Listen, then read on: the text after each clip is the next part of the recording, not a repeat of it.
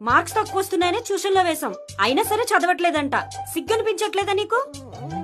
హాల్లో TV sound disturb అవుతుందని డిస్సే పీకేశాను, అయినా మార్కులు తక్కువ వచ్చాయి. సిగ్గనిపించట్లేదా నీకు? బుద్ధి పెరుగుతుందని ఇంట్లో ఉన్న బాదం అంతా తినేసావు, అయినా మార్క్స్ తక్కువ వచ్చాయి. సిగ్గనిపించట్లేదా నీకు?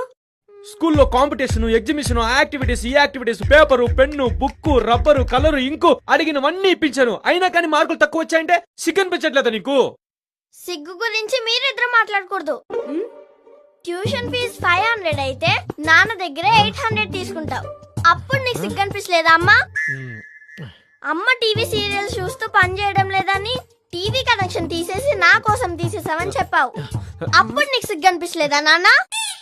పేరెంట్స్ మీటింగ్ కి కంపల్సరీ రావాలని తెలుసు కూడా ఆరోగ్యం బాలేదని చెప్పి నాటకాలు ఆడుతూ పడుకున్నావు కదమ్మా, ఆ రోజు నీకు సిగ్గు అనిపించలేదా? నాకు ట్యూషన్ కి లేట్ అవుతుందని తెలుసు కూడా పక్కింటి ఆంటీ అడగగానే పరిగెత్తుకుంటే వెళ్ళి దింపేసి వచ్చావు కదా, అప్పుడు నీకు సిగ్గు అనిపించలేదా నాన్న? నేను వెళ్ళి బండి తుడుచుకోవాలి.